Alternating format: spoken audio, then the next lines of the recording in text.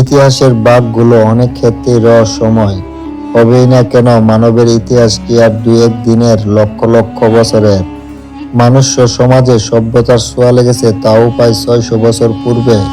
অথচ ইতিহাসের সবচেয়ে গুরুত্বপূর্ণ বাহক কাগজ আবিষ্কার হলো মাত্র সেদিন, খ্রিস্টপূর্ব 100 অর্থের দিকে। সঙ্গত কারণেই ইতিহাসের বাঁকগুলো কখনো শেকড় খুঁজে পেয়েছে, কখনো পায়নি।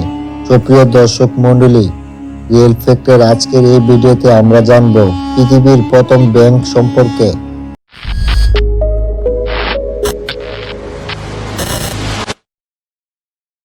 আজ আমরা যে ব্যাংকিং সেবার সাথে জীবন বেঁধে ফেলেছি, সেটার শেকড় কি আমরা খুঁজে পেয়েছি? কোথায়, কিভাবে শুরু হলো বর্তমান বিশ্বের প্রধান অর্থনৈতিক চালিকা শক্তি ব্যাংকিং এর? কথিত আছে রেনেসাঁ যুগে ইটালির লুমবার্ডি নামক স্থানে একটি বাজার ছিল। সেখানে ইহুদি ব্যবসায়ীগণ লম্বা বেঞ্চ পেতে টাকা পয়সার লেনদেন করতেন। যে বেঞ্চের উপরিভাগ ঢাকা থাকত সবুজ টেবিল ক্লথ দিয়ে। এই বেঞ্চকে ইটালির ভাষায় বলা হতো ব্যাংকো। আঞ্চলিক ভাষায় টাকা পয়সা লেনদেনের এই বেঞ্চকে ব্যাংকা, ব্যাংকাস ইত্যাদি নামেও অভিহিত করা হতো। ধারণা করা হয় সর্বাধিক প্রচলিত ব্যাংকো শব্দ থেকেই ব্যাংক শব্দটির অর্থনীতির অভিধানে কালক্রমে প্রতিষ্ঠা পেয়েছে। বর্তমান অর্থনীতিতে ব্যাংক বলতে এক ধরনের আর্থিক প্রতিষ্ঠানকে বোঝায়। এখানে সাধারণ মানুষের সঞ্চয় সংগ্রহ করে পুঁজি গড়ে তোলা হয় এবং সেই পুঁজি উদ্যোক্তাদের মাঝে ঋণ হিসেবে বিতরণ করা হয়।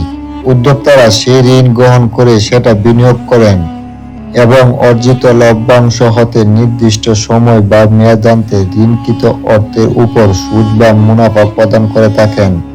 মুনাফার এই টাকা ব্যাংকের মাধ্যমে সাধারণ সঞ্চয়কারীর হাতে পৌঁছে তার প্রাপ্য লাভ হিসেবে।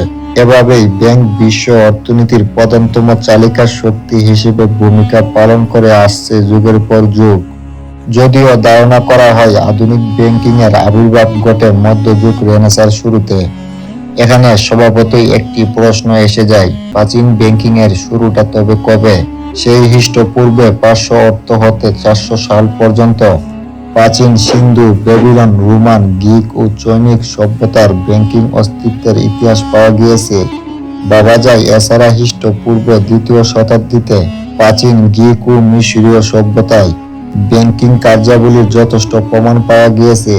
প্রাচীনকালে অর্থনৈতিক বিনিময়ে বিভিন্ন ধরনের ধাতব মুদ্রা ব্যবহার করা হতো, কিন্তু মাঝে মধ্যেই তা বহন করা বা সংরক্ষণ করা কষ্টসাধ্য হয়ে যেত। প্রাচীনকালে বাটার পদ্ধতি বা পণ্য বিনিময় প্রথায় মূল্যমান বিবেচনায় এক গাদা দ্রব্য মুদ্রা অল্প কিছু স্বর্ণ মুদ্রায় যদিও বা খুব সহজেই পরিবর্তন করা গেল, তবুও সমস্যা রয়ে গেল। এই মূল্যবান মুদ্রাগুলো যদি খুব ভালোভাবে লুকিয়ে রাখা না হয় বা সুরক্ষিত না থাকে তবে তা চুরি হয়ে যেতে পারে। সভ্যতার শুরুতে মানুষ মন্দিরগুলোকে সবচেয়ে নিরাপদ আশ্রয় হিসেবে বিবেচনা করত, কারণ মন্দিরের অবকাঠামোগুলো সাধারণত সাধারণ স্থাপনাগুলো থেকে অনেক উন্নত হতো। এখানে সর্বদা জনসমাগম থাকত এবং একটি ধর্মীয় আবহের কারণে এটি চোরকে চুরি থেকে বিরত থাকতে প্রচারণা দিত। ইজিপ্ট এবং মেসোপটেমিয়াতে স্বর্ণ নিরাপদ রাখার জন্য এভাবেই মন্দিরের অভ্যন্তরে রাখা হতো। কিন্তু যখন ব্যবসায়িক সম্প্রদায় বা রাষ্ট্রের এই স্বর্ণের প্রয়োজন পড়ত, এগুলো মন্দিরে অলসভাবেই পড়ে থাকত। যখন মানুষ এই সম্পদগুলোকে যথাযথভাবে কাজে লাগানোর জন্য উপযুক্ত বিনিময় পদ্ধতি খুঁজতে থাকেন, ইতিহাসের সুলুক সন্ধানে দেখা যায় খ্রিস্টপূর্বে 18 শতকে সম্রাট হাম্মুরাবির সময় বেবিলনে মন্দিরের পুরোহিতরা ঋণ দিতেন এবং ঋণ বিষয়ক হিসাবাদি নথিপত্র সংরক্ষণ করতেন, আর এভাবেই ব্যাংকিং ধারণার সৃষ্টি হয়। সে সময় ধর্মীয় প্রতিষ্ঠান এবং উপাসনালয়গুলোকে কেন্দ্র করে গড়ে ওঠা এই ব্যাংক ব্যবসাকে বলা হতো উপাসনালয় ব্যাংকিং। 4th শতকের দিকে গ্রিসের ব্যাংকিং কর্মকাণ্ড ছিল পূর্বের যে কোনো সমাজের তুলনায় আরো বেশি সূক্ষ্ম।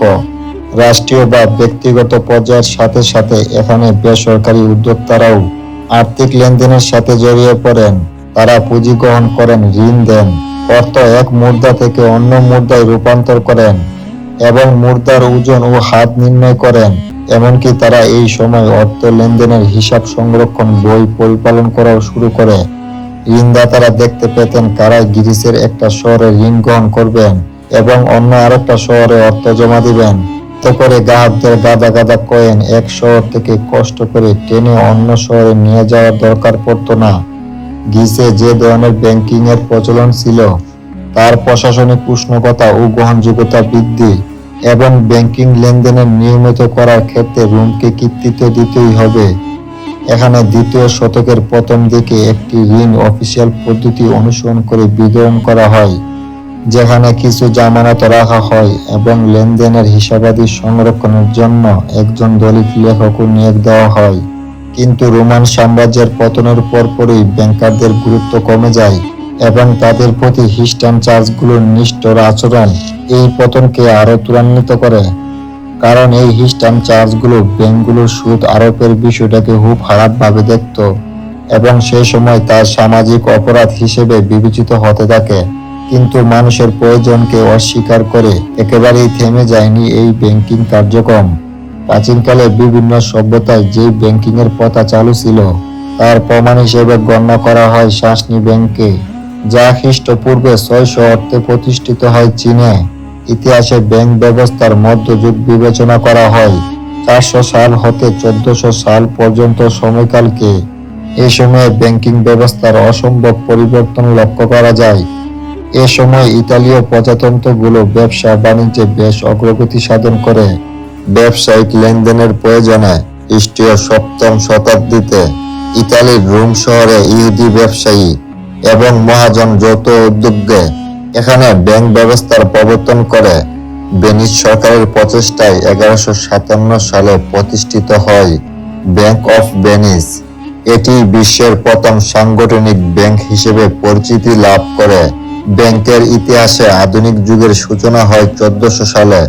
1401 সালে প্রতিষ্ঠিত ব্যাংক অফ বার্সেলোনাকে বিবেচনা করা হয়ে থাকে বিশ্বের সর্বপ্রথম আধুনিক ব্যাংক হিসেবে।